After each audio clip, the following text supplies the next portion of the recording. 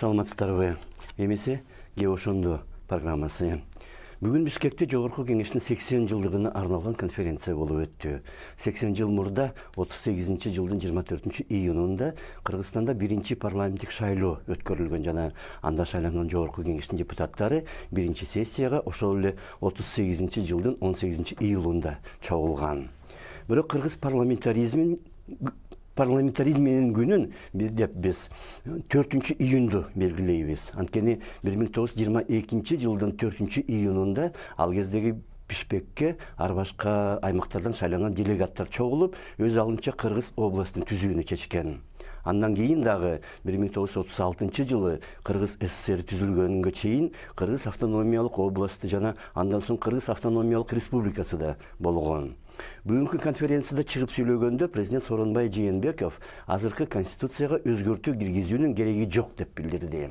Анын айтымында 2010 жылдын 27 июнунда өткөрүлгөн жалпы элдик референдумда ошол референдум аркылуу кабыл алынган конституцияга өзгөртүү киргизүүгө 2020 жылдын сентябрына чейин мораторий салынган.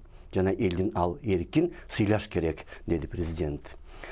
Сооронбай Жээнбеков андан тышкары элдин бул эрки 2016 жылы бузулуп, конституцияны дагы бир жолу өзгөртүүгө жол берилген атайын белгилеп кетти жана аны менен экс-президент Алмазбек Атамбаев менен анын идеологу Фарид Ниязовго катуу сокку урулду.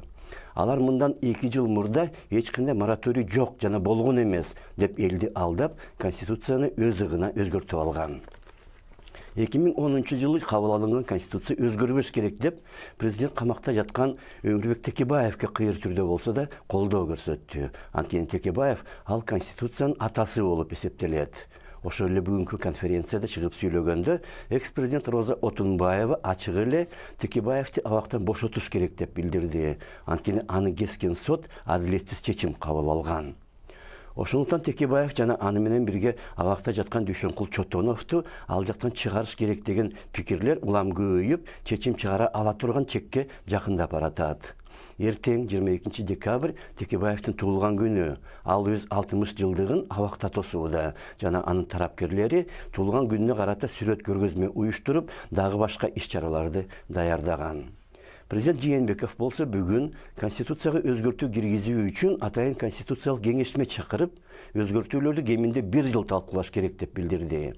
Бул дагы экс-президент менен анын идеологдоруна урулган сокку. Анткени алар 2016 жылы биринчиден андай кеңешме түзгөн эмес, экинчиден бардык ишти 3,5 ай ичинде бүтүрүп салган. Бүгүнкү күнгө чейин 25 жылдын ичинде баш мыйзамыбызга 10 жолу өзгөртүүлөр киргизилген.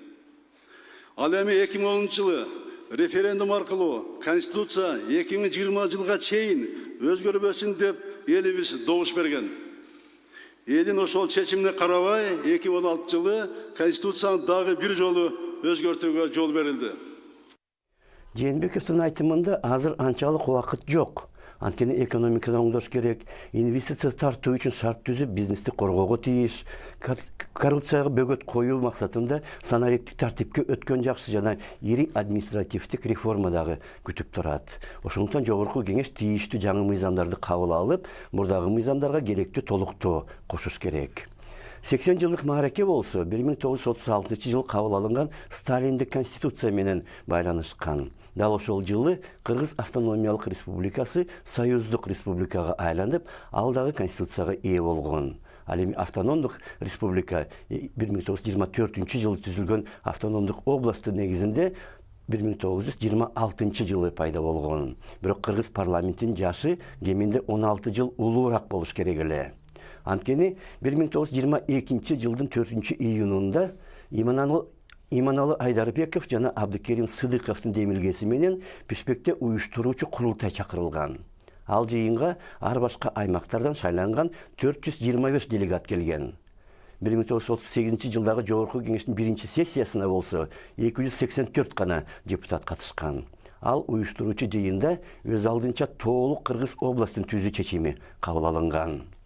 Ошондуктан дал ушул 1922 жылдын 4 июнун соңку замандагы Кыргыз мамлекеттүүлүгүнүн күнү же жок дегенде Кыргыз парламенти түзүлгөн күн деп эсептесе болот.